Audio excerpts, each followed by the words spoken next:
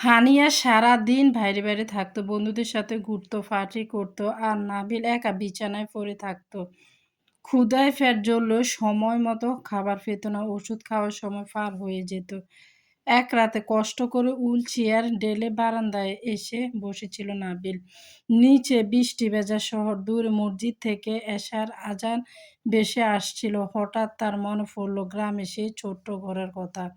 একবার জ্বর হয়েছিল, কিন্তু ইকরা সারা রাত জেগে তার মাথায় পানি দিয়েছিল, নিজে না খেয়ে তাকে খাওয়াতো। আর আজ বড় থেকেও সে ভীষণ একা।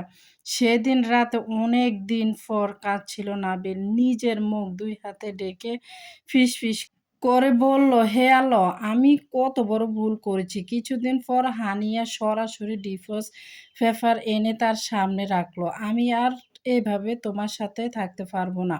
নাবিল স্তব্ধ হয়ে তাকিয়ে রইল। হানিয়া ঠান্ডা গলায় বলল, আমি কোনো পঙ্গু মানুষের দায়িত্ব নিতে চাই না। কথাগুলো শুনে নাবিল বুকের ভিতরটা হাহাকার করে উঠল।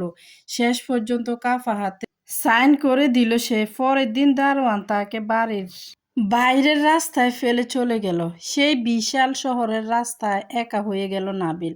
তারপর শুরু হলো আরো কঠিন জীবন। কখনো মসজিদের সামনে বসে থাকতো, কখনো মানুষের কাছে সাহায্য চাইতো। একসময় মানুষটা দামি গাড়িতে ঘুরতো, আর সে ফুটপাতে বসে শুকনো রুটি খেয়ে দিন কাটিয়ে। এইভাবে কেটে গেল কয়েকদিন।